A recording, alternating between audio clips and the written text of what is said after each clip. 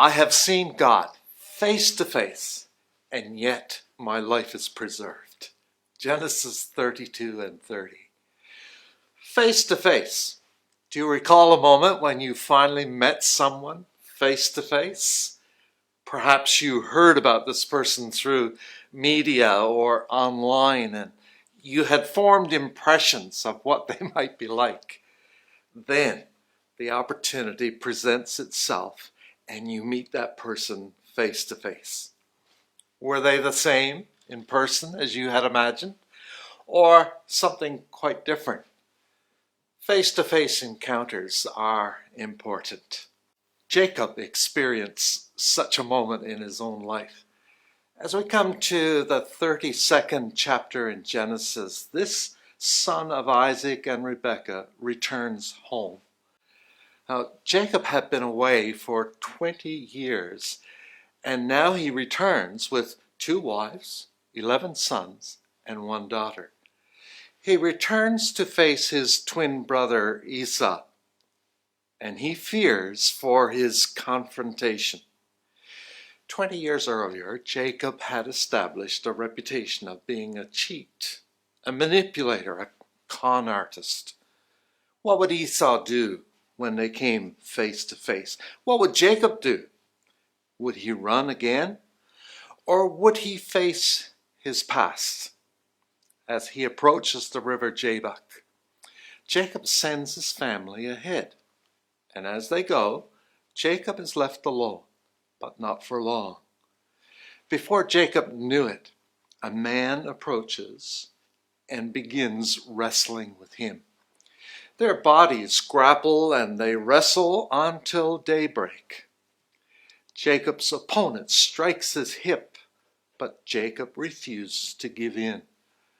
Finally, Jacob turns to his opponent and says, "I will not let you go unless you bless me."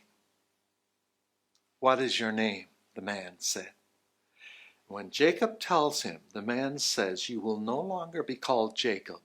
You will be called Israel. For you have striven with God and humans and have prevailed." As dawn breaks, Jacob realizes that something most remarkable has taken place. I have seen God face to face, and yet my life is preserved.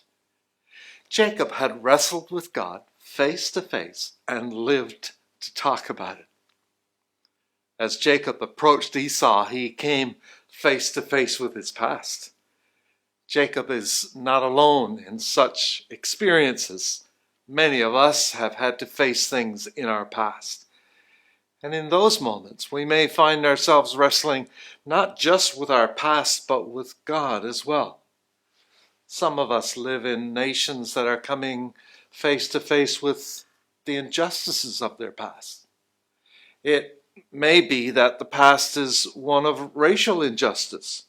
It may be that the past is about colonial oppression. Some of us wrestle with those things from our own past, where we have been wrongly accused, or where we are deeply ashamed of our own actions.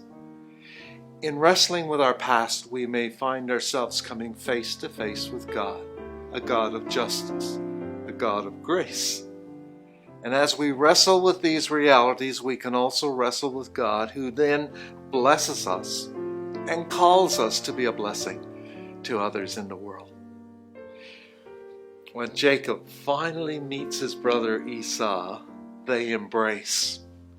And Jacob says to Esau, "To see your face is like seeing the face of God, since you have received me with such favor."